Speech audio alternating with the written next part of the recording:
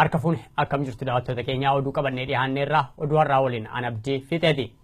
Barattoonni yuunivarsiitii Haroomayaa bara darbee qabamanii hidhaman himati tokko otoo irratti hin saaqamin mana hidhaa keessatti darara argaa jiraachuun isaanii himame. Manni murtiis ta'e jedhee murtii barattootaa kana lafarra harkisaa jira jedhu Usmaan Abdullaatiif dabalata qaba. Barattoonni ganna qote 2008 akka lakkoofsa Itoophiyaatti gubachuu Haramayaa Yuunivarsiitiitiin wal qabate maqaa shororkeessitootaan yuunivarsiitiirraa guuramanii magaalaa Dirree Dhawaa mana hidhaa maarramiyaatti hidhamuu fi hanga ammaatti murtii tokkollee osoo hin argatin achi keessatti dararamaa jiraachuu dubbatan. Wayita ijoolleen tun hiree barnootaa ugguramtee rakkoo argaa jirtu tanatti gargaarsi tokkolleen akka isaan gahaa hin jirre namni itti dubbifne tokko himan. Tokko Haramayaa barataa afaan Oromooti gargaaramuufaa. Magaalaa Harar keessa qabamee araatiin irratti ofiisaanii hara deemu jiru. Ijoolleen isaan garuu sababuma adda addaatiin Haramayaa dirree kaampaasa dirree baratanii namni afur kaampaasa dirree baratanii faamiliin isaanii asiin hundinuu biyya. Namni murtii tokko malee kan baallama deebisuu jiran amma guyyaa har'aan sanaa baallama qaban ture. Baallama kan ammaas baallamumaan deebisan malee waan takka murtii takka malee warshatti beeksisaa shiroo taa'ee jiranii jechuudha. Maqaan barattoota kunneenii tokko Hundukeet Masarat Yuunivarsiitii Haroomayaatti barataa waggaa tokkoffaa Kompiitar Saayinsii iddoon dhaloota isaa Dambidoollo. 2 Tokkummaa Waaqumaa Yuunivarsiitii Haroomayaatti barataa waggaa lammaffaa Afaan Oromoo iddoon dhaloota isaa Naqamte. 3 Taaddasaa Dhoobaa Yuunivarsiitii Haroomayaatti barataa waggaa lammaffaa Ji'oogiraafii iddoon dhaloota isaa Sabbataa. Isiyaaq Yaadataa Yuunivarsiitii Haroomayaatti barataa waggaa tokkoffaa Ikoonomiksii iddoon dhaloota isaa Dambidoollo. Akkasuma ijoolleen isaanii waliin qabamte Saamu'eel Taaddasaa Yuunivarsiitii Dirree Dhawaa barataa waggaa lammaffaa Keemistirii iddoon dhaloota isaa Ambo. Lalisaa Jalqabaa Yuunivarsiitii Dirree Dhawaatti barataa waggaa tokkoffaa Keemistirii iddoon dhaloota isaa Amboo wayita tahan ji'a 7 ol wayyaaneen hiitee jiraachuu fi irra jireessii isaanii maatii hiyyeeyyii keessaa waan dhalataniif maatiin isaanii waan ittiin dhufan dhaburraa kan ka'e hanga ammaatti kan maatii waliin wal hin arkin jiraachuu dubbatan. Godina Harargee Aanaa Cinaaksanitti tarkaanfii humnootiin addaa bulchiinsa mootummaa naannoo Somaalee Oromoota irratti fudhatan itti fufee jiraachuun himame lubbuun namootaas darbeeraa jedhu. Usmaan Hukume gabaasa qaba. Godina Harargee Aanaa Cinaaksan araddaalee adda addaa keessatti ammas lollee bifa haaraan gaggeeffamaa jira. Ammajjii 26 bara 2017tti pirezidaantiiwwan Oromiyaa obbo Lammaa Magarsaa fi kan naannoo Ogaadeen obbo Abdii Illiyyee erga Aanaa Cinaaksan daawwatanii booda ammas kan lollee bifa haaraan eegale. Jiraataan Aanaa Cinaaksan akka nuuf himanitti obbo Lammaa Magarsaa fi Abdii Illiyyee rakkoo naannawa sanitti gaggeeffamaa jiru furuu dhiisanii daran akka lolli gaggeeffamu taasisaaru jedhan. Haaluma kanaan araddaa Kamalmaal jedhamutti lola guyyaa har'aa gaggeeffameen namni tokko ajjeefamuu jiraataa naannichaa tokko OMN itti himan. Araddaa Kamalmaal nam tokko dee nama kaan addan baafnee madoon inni jiru waan ta'eef ammoo gaalolli ganama eegalee hangammaatti oli jira akkasitti madura karaan wanni kun irratti baatee kan amma dura addanuun baane waan takka silaa nama beekan hunda adda baafatanii gurbaa tokkicha beekan malee kabiroo kabiroo nagarre ganaman. Haaluma wal fakkaatuun lolli kun itti fufuun achuma Aanaa Cinaaksan araddaa Ambaroo jedhamuttis gaggeeffamaa jira. Lola kanaan namni tokko madaa'u jiraataan aanichaa kan biraanuuf himan. Araddaa Ambaroo irratti gurbaa tokko dhawaanii kan akkuma araddoota lameen walitti Kalmaalee karaa sana karaa naannoo kanarra namni tokko dhufee waraanee karaa naannoo sanarra dhufee araddoota lameen kan moolaan araddoota lameen olaan maal fedhi maa rakkoo guddaan qabitti jiru. Namni biraa akka nuuf himanitti ammoo waliigalatti duulli qindaa'aan jiraattota Aanaa Cinaaksan irratti gaggeeffamaa jiru ammas hin dhaabbanne jedhan. Poolisoonni humna addaa naannoo 5 irraa ammas dabalatan gamasitti fe'amaa jiran. Lola kana tasgabbeessuus ta'ee jiraattotaaf birmachuun taasifame tokkos hin jiru. Kana malees aanama san keessatti rooba biyyattii lagateen ammoo midhaan ooyiruu irraa qooruun jiraattonni beelaaf saaxilamaniiru. Bona bara kana Aanaa Cinaaksan keessatti jabaateen bishaan dhugaatii dhabamee jira. Mootummaan wayyaanee jiraattota beelaa fi dheebuudhaan miidhamaa jiran kana lola itti bobbaasee miidhaa hammeenyaa irraan gahaara jedhan. Lolli cinaarsanii hin dhaabbanne itti fufee jira bakka itti fufee jira jalma qophaa'u jiran jalma guurachuu jiran hafuura itti fudhatanii deebi'aa jiran malee lolli deebi'ee nageenyi boojaan hin jiru ummata baqatee bakka irraa yaa'ee akkanuma deebi'aa lola dura deebi'aa jedhanii loluma dura fixuu barbaadan malee namni achi bahee ummata cinaa dhaabbatee naga buusee naga saniin ummata bakka deebisee hin jiru gargaarsaas hin qabu ummanni beelaa fi horiin hundi qoonqoon dhumu jira bishaan hin jiran bonni jabaatee jira rakkoo adda addaa uummatarra jira. Lola kanaan dura geggeeffamee tureenis namoonni hedduun yoo ajjeefaman kanneen hafanis qe'ee dhaloota isaanii dhiisanii baqachuuf dirqamaniiru. Obbo Lammaa Magarsaa fi Abdii Illiyyee torban darbe keessa araddaalee lolli itti geggeeffamaa jiru daawwannaa taasisanis rakkoon kun falan arganne jedhan. Jarri kun rakkoo furuu dhiisanii daran akka lolli uummata Oromoo irratti geggeeffamuuf waan karra saaqan fakkaata jechuun namni biraa ibsan. Guyyaa amma gara godinaatii fi gara Oromiyaa karaa naannoo Somaaliyaa irraa dhufanii adda isa baasan guyyaa san booda rakkoo guddaa ta'e jiru beekuu arti godhan jira guyyaa raana hojjetaanii guyyaa raana karaa naannoo Somaaliyaa karaa naannoo Abbaa karaa poolisii biiroo uumamaa walitti buusuuf taasisu nama tokko dhaabame. Dhimma dargaggoota torban lamaan dura godina Shawaa Ba'aanaa Liiban Cuqqaalaarraa hidhamtoota mootummaan qabamanii ilaalchise maatiin yaaddoo jabaa keessa jiraachuun isaanii himame. Maatiin akka jiranitti dargaggoonni kun aga ammaatti bakka isaan jiranillee hin beekamu. Usmaan dabalata qaba. Oromiyaa keessatti erga mormiin geggeeffamee kaasee dargaggoonni hedduu loltoota wayyaaniitiin ajjeefamaniiru.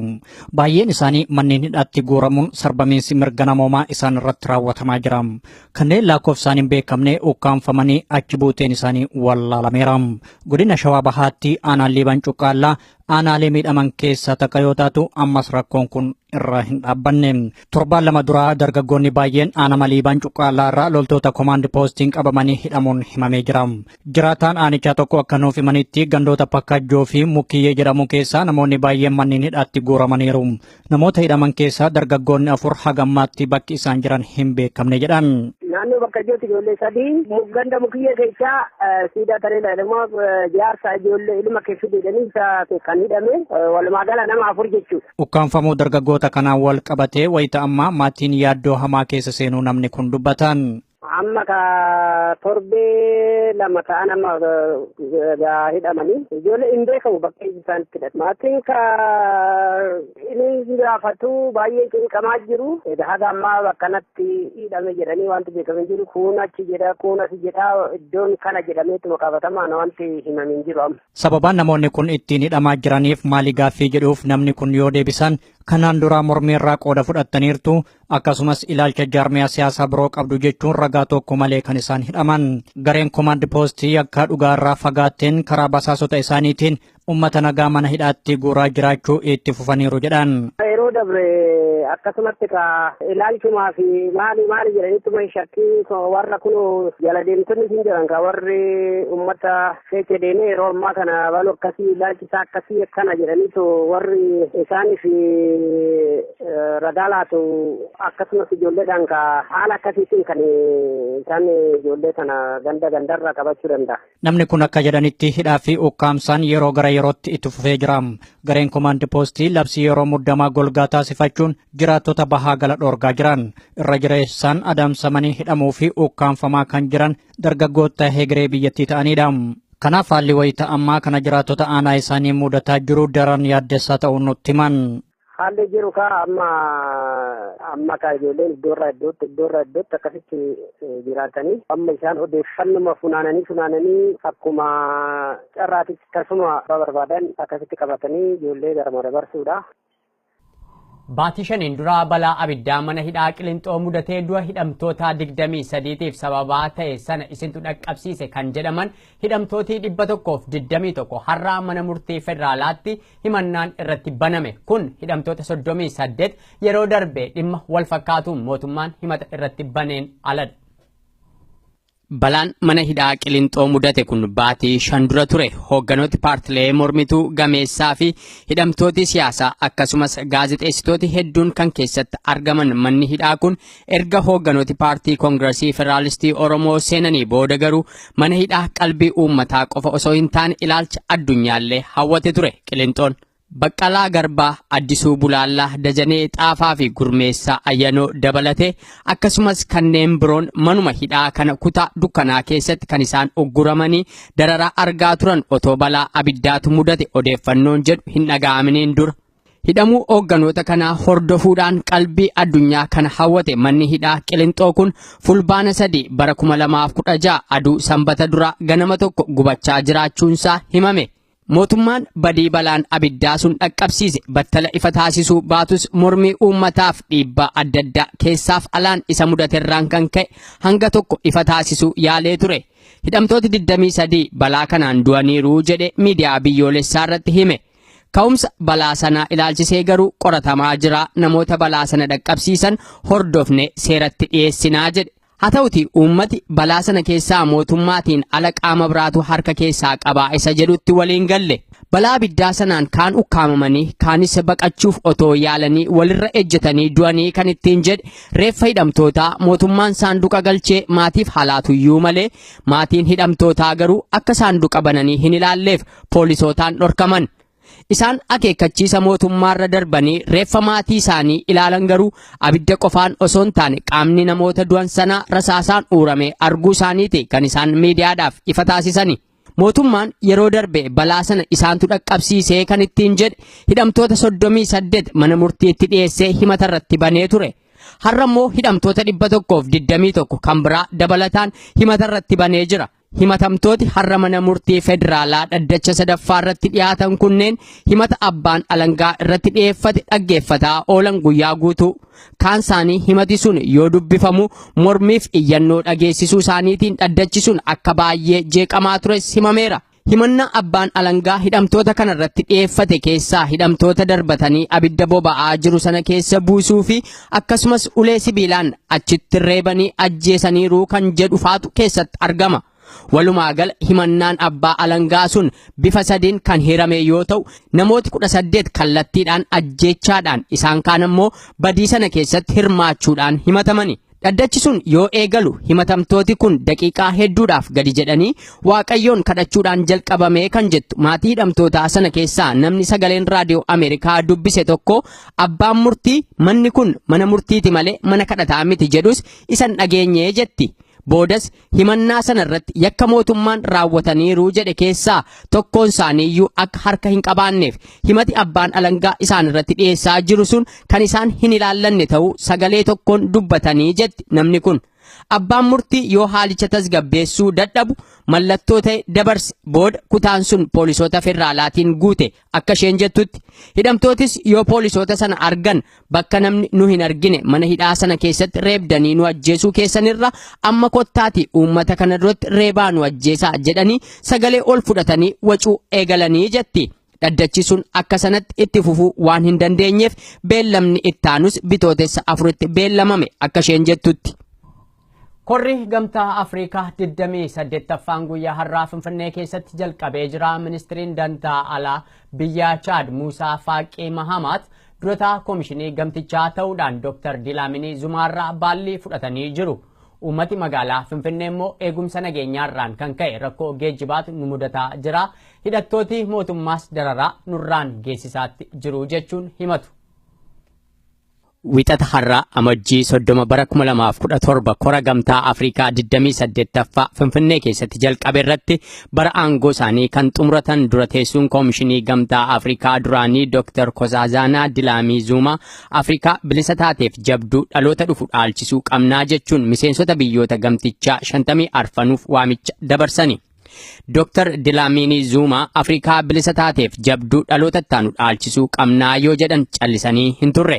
Gabaasaa qorannoo gamticha irratti dhiyaateen dargaggootaaf dardaran umuriin ganna 15 hanga ganna 24 ta'an miliyoona 200 oltu dachii aardii Afrikaa keessatti argama. Kun ganna 8 booda jechuunis bara 2025 dargaggoota addunyaan kun qabdu keessaa tokko afuraffaa yookaan ammoo sunnisaa dhaloota Afrikaa ta'a jechuudha akka gabaasaa sanaatti. Dhaloota kana aardii bilisa taateef jabina qabdutu barbaachisa waan ta'eef qabsoon keenya inni guddaan hojii dhabdummaa irratti duuluudha kan jedhan Dr. Dlamini Zuma dhaloota kanaaf haala mijataa uumuun ga'ee keenya har'aatii jedhani koricha irratti. Gamtichi har'a kora sana yoo saaqu nama bakka Dr. Dlamini Zuma bu'uun dura taa'aa ta'ee geggeessu filachuun jalqabe. Filannoo bara kanaa irratti dura taa'aa koomishinii gamtichaa ta'uuf lammii Senegaal Baazilii Abdullaahi mootummoota gamtoomanitti Afrikaa giddugalaaf ergama addaa ministeera dantaa alaa Botswaanaa Pelonimi Vensoy Moitai, ministeera dantaa biyya alaa Chad Mosai Faqi Mahamat, ministeera dantaa alaa Equatorial Guinea Agabito Mibai Mokai fi ministeera dantaa alaa Kenya Dr. Amina Mohamed kaadhimamummaan yoo dhihaatan isaan keessaa ministeerri dantaa alaa biyya Chad Mosai Faqi Mahamat barcuma Dr. Nkosazana Dlamini Zuma guutuuf filamaniiru. Bara kana dura ta'aa gamtaa sanaa ta'uun kan filaman ammoo gannoota 38 darbaniif nama biyya Equatorial Guinea bitaa jiran Alpha Condeti. Alpha Condé abbootii hirree bara dheeraaf aangootti cichanii jiran keessaa tokko yoo ta'an wiixata har'aa nama baatii 12 darban gamticha geggeessaa turan pirezidantii biyya Chad Idris Deby irraa barcuma fudhatanii jiru. Idris Deby waggaa tokko oliif biyya teessuma gamtaa Afrikaa mormii uummataan raafamaa baate Itoophiyaa keessa dhaabbatanii gamtichi bara isaan aangoorra turanitti wantoota itti milkaa'e keessaa inni ijoon tasgabbii fi nageenya aardii sanaa tiksuu irratti ga'ee inni qabaate guddaa ta'uu isaati kan isaan miseensota gamtichaaf ibsan. Cabaminsa mirga namoomaa biyyattii keessatti geggeeffamaa jiru ajjeechaa kumaatamaan uummata sana irratti mootummaa miseensa gamtichaa kora sana keessummeessaa jiruun raawwate hoogganoota paartilee mormituu mana hidhaa mootummaa sanaa keessa jiraniif dhimma lammiilee biyyattii kumaatama hedduu mirga isaaniitiif falmuu isaanii qofaaf mana hidhaa mootummaa abbaa hirree sana keessatti dararamaa jiranii irratti garuu sagalee tokkoyyuu hin dhageessifne. Sana qofaa miti kora sana kan keessummeessaa jirtu biyyattiin labsii yeroo muddaa jala jiraachuu isheellee hin tuqne Idris Deby haasaa isaanii har'aa kana keessatti. Alpha Condé namni Idris Deby irraa har'a baallii fudhatanis rakkoo cabaminsa mirga namoomaa aardittii mudataa jiru kan otoo hin taane kan isaan akka irratti fuulleffatamuuf waamicha godhan enerjiif industirii biyyattii babal'isuuf jabeessuu qofaa irratti ture. Gama biraan kora gamtichaa Finfinnee keessatti geggeeffamaa jiru kan hordofuudhaan rakkoo geejjibaan gamatti hidhattooti mootummaa dhimma nageenyaa wal qabateen uummata dararaa jiraachuudha kan himamaatti jiru. Finfinneetti bilbilee haala jiru iyyaafannee turre. Har'a jalqabanii gamtaa durataa gamtaa Afrikaa filatanii har'a jalqabameera. Daandiin cufamee amma ofuma kooti ganama manaa bahee akkan itti hojii deemu dhabeetanii sa'aatii afurittanii biiroo ba'e hanga nama sa'aatii lamatti ba'e daandiin kan hundumaan cufaadha. Karaa itti deemanii jiru keessumaa daandiin amma Maganaanyaadha karaa ambaasaaddara keessa darbee achirraan gara Meeksikootti darbaa yoo beekte ta'e eeyyuun kan inni argamu gara Meeksikootti hankaraan kun akka tifamuu qabe guyyaa gaafa kamisa darbe qabeeti hanga Feebruaarii tokkotti jechaadha roobii dhuftu haga sanatti itti fufaa jedhaniiti baay'ee rakkina guddaa keessa jiraatan jechuudha. Namni jiraachuu hin dandeenye karaa bahee mana isaatti galu dhabee rakkataara nama ifatu nama reebuu abbaa isaaniitiin tolee rukutu akka sanatti namni baay'ee rakkisaadha jechuudha. Wanti ajaa'ibudha akka namni suutataniillee achi darbii jedhanii nama gorsituun ta'in nama reebuu konkolaataa qabu hin rukutuu duubatti deebisuu bakka rakkinni baay'ee cimaadha. Haga sanatti itti fufeennaan baay'ee namni karaa itti hojiisaa hojjetatee deemee galu rabbi haa beeku malee baay'ee rakkisaadha baay'ee. Sakatta'insi bakkuma hundatti jira. Otoo asii baatee achi taaksii gaafa buute lafa soo deemte baay'ee nama sakatta'u baay'ee rakkisaadha.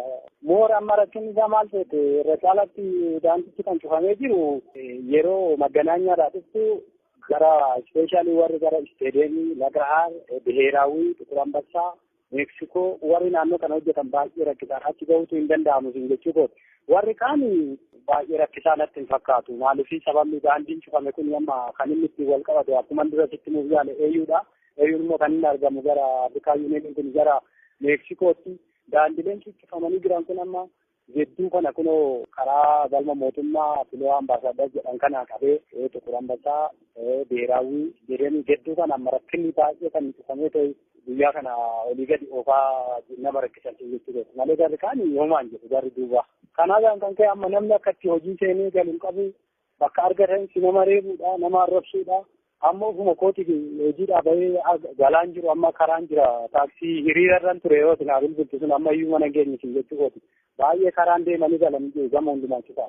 Korri gamtaa Afrikaa har'a Finfinnee keessatti eegale kun guyyoota lamaaf kan turu yoo ta'u, kora 28ffaa gamtichaa bara kanaa irratti Morookoon marii fi falmii dheeraadhaan booda deebitee miseensa gamtichaa taateetti.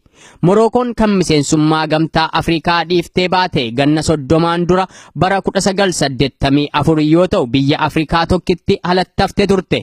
Korri har'a Finfinnee keessatti eegalame kun dhimmoota hawaasummaaf dinagdee hedduu irratti murtoo dabarsaa jedhame eegamaatti jira. Gama kaaniin gamtichi ergama nagaa kabachiisuuf bobbaa itti jiru hanqinni maallaqaa akka mudataa jiruu fi biyyooti miseensota gamtichaa bifa ittiin maallaqa gumaachan irratti akka hojjetamuufis gaaffiin dhiyaatee jira. Maanguddoon lammii Naayijeeriyaa haadha warraa 130 fuuchuun ilmaan 203 horatan waggaa 93 addunyaa kanarraa du'an boqotan. Yihun Ingidaa gabaasaa maddeen garaagaraarraa argate qindeeffatee jira. Muhammad Bello Abubakar isaan maqaa masoo Baabaa Maasaabaa jedhamuun beekaman lammii biyya Naayijeeriyaatti. Wayita lubbuun jiranitti barsiisaa amantaa akka turan seenaan isaanii ni mul'isa. Namni kun wayita lubbuun jiranitti gocha hin beekamnee fi seeruma amantaa isaaniillee kan cabsedha jedhame raawwachuun qalbii miidiyaalee addunyaa hawwatanii turani. Bara 2008 BBC'n akka gabaasetti namni kun dubartoota 86 fuuchuun ilmaan 170 horachuu danda'aniiru. Baabaa Maasaabaa gocha isaanii kanaan addunyaa ajab jechisiisan. Gocha faallaa amantaa isaanii raawwatan jedhamuunis irra deddeebiin qeeqamaa turan. Hammam seerri Naayijeeriyaa baay'ina dubartoota namni tokko waliin gaa'ela raawwachuu danda'u irratti daangaan kaa'ee jiraachuudhaa baatus gochi isaanii sirrii miti jedhamuun yeroofis taatu hidhamanii turani. Haadha warraa 86 qaban keessaa 80 akka hiikaniif gaafatamanis gonkumaa gocha kana hin raawwadhu jedhan. Haadha manoota koo rabbitu naaf kenne ani isaaniin dhiisuu hin danda'u. Isaanis na dhiisanii deemuurra na waliin jiraachuu filatu jedhan Baabaa Maasaabaa turtii gaazexeessituu Aljaziiraa waliin taasisanii turaniin. Rabbiin haadha warraa tokko 2, 3 yookaan 4 akka fuutuuf si fayyamuu danda'a kan jedhan Baabaa Maasaabaan haa ta'u malee dubartoota 86 akkam fuudhuufis kan na ajaje isumaa jedhan. Ajaja isaa dura dhaabbadhee adabbii keessummeessuu hin fedhu jechuunis dubbataniiru. Akka barruun biyyattii Nigerian Daily News gabaasetti maanguddoon ganna 93 sanbata darbe addunyaa kanarraa du'aan boqotan kun erga bara 2008 asittis gocha isaanii cimsanii itti fufuun dubartoota 44 dabalataan fuudhaniiru. Ilmaan hedduus horachuuf danda'an. Waliigalaan bara lubbuun jiranitti haadha warraa 130 kan fuudhan Baabaa Maasaabaan ilmaan 203 horachuu danda'aniiru. Battala isaan dhibee hin beekamneen du'aan boqotan kanattillee haadha warraa isaanii keessaa muraasni ulfa ta'uutu himame. Haadha warraa isaan fuudhan keessaa tokko kanaan dura turtii BBC waliin taasifteen akka dubbattetti dhibee ishee mudateef wal'aansa barbaacha gara wayita Baabaa Maasaabaa deemtetti ture isaanitti eermuuf kan dandeesse. Haati warraa isaanii kan biraan umurii waggaa 20tti isaanitti eerumtes akka jettutti Baabaa Maasaabaan kan wal argite wayita barattuu mana barnootaa sadarkaa lammaffaa turteetti. Harmee isheetu gorsaaf qabatee isaan bira deeme. Battaluma sanatti ture Baabaa Maasaabaan ija isaanii kan irra buufatan. Maanguddoo umuriin narraa fagoo jirutti neerumu jedhee mormus Baabaa Maasaabaa kun ajaja rabbiiti jechuun harkatti nagalfachuu danda'aniiru jetti Gaaniyaat Muhammad Bello. Dhimma kanarratti Baabaa Maasaabaan yaada kennanii turaniin ani haadha manaa barbaacha mana kootii ba'een beeku. Isaantu gara koo dhufa. Wayita isaan gara koo dhufanitti akkam fuudhuuf rabbi na ajaja. Anis nan fuudhaa jechuun dubbatanii turan. Jechi isaanii kun Rabbi isaan maqaa dhaatan kun Baabaa Maasaabaaf addatti seera tumee laata kan nama jechisiisudha. Hundaafuu isaan waan godhanii darbaniiru. Jiruun haadha warrootaa fi Egaan daawwattoota keenyaa oduun har'aaf qabannee dhiyaanne kanuma gama kootiin nagaatti.